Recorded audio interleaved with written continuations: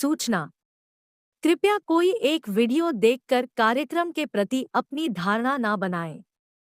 चरणबद्ध तरीके से प्राप्त किया गया ज्ञान हमें हमारे लक्ष्य तक पहुंचाता है। प्रणाम मित्रों, मानव चेतना के विकास की यात्रा में आत्म मूल्यांकन वो प्रथम सोपान है जिसके बिना सत्य की खोज का कोई भी प्रयास आधारहीन रह जाता है। यदि हम अपने अंतःकरण को पूर्ण निष्पक्षता और ईमानदारी के साथ दर्पण में देखने का साहस जुटा लेते हैं तो आगे का मार्ग स्वतः ही सुगम होने लगता है। इस मूल्यांकन के उपरांत ही वास्तविक जिज्ञासा का उदय होता है। ऐसी जिज्ञासा जो केवल बौद्धिक कौतूहल नहीं है, अपितु इस प्रश्न का समाधान है कि क्या हम वास्तव में इस आंतरिक यात्रा को पूर्ण करने हेतु समर्पित हैं? जीवन की दिशा का निर्धारण इसी क्षण होता है। यदि हमारा परम लक्ष्य इसी देह में रहते हुए ईश्वर अथवा आत्म साक्षात्कार की प्राप्ति है, तो यह आवश्यक हो जाता है कि हम व्यर्थ के प्रपंचों और अनावश्यक कार्यों से स्वयं को मुक्त करें और उस बहुमूल्य समय को अपनी साधना और आत्म मंथन में नियोजित करें। समय का यह त्याग ही वह मूल्य है जो साधक को सफलता तक ले जाता है।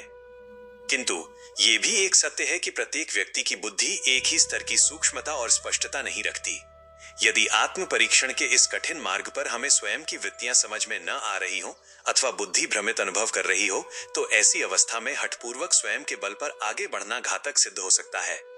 जब बुद्धि स्वयं का मार्ग प्रशस्त करने में सक्षम न हो, तब अहंकार का परित्याग कर अपने अनुकूल किसी योग्य मार्गदर्शक अथवा गुरु की शरण में जाना ही श्रेयस्कर है। एक सिद्ध गुरु का सान्निध्य उस अंधकार को मिटा देता है जिसे हम स्वयं के प्रयासों से नहीं हटा पा रहे थे। अतः साधना पथ पर या तो स्वयं का जागृत विवेक मार्ग दिखाता है या गुरु का मार्गदर्शन भटकाव से बचाता है। साधकों के लिए आत्मचिंतन हेतु प्रश्न: क्या मेरा स्वयं के प्रति किया गया मूल्यांकन पूर्णतः निष्पक्ष है अथवा मैं अपनी कमियों को न्यायोचित सिद्ध करने का प्रयास कर रहा हूं? यदि मेरा लक्ष्य ईश्वर प्राप्ति है, तो क्या मेरी दैनिक दिनचर्या में साधना का समय अन्य कार्यों की तुलना में पर्याप्त है? क्या मेरी जिज्ञासा इतनी प्रबल है कि मैं सत्य के लिए अपने पुराने संस्कारों और सुखों का परित्याग कर सकूं?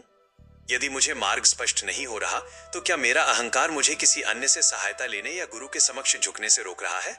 निश्चित ही आत्मनिरीक्षण और सही मार्गदर्शन का समन्वय ही साधक को उचित लक्ष्य तक पहुंचाता है।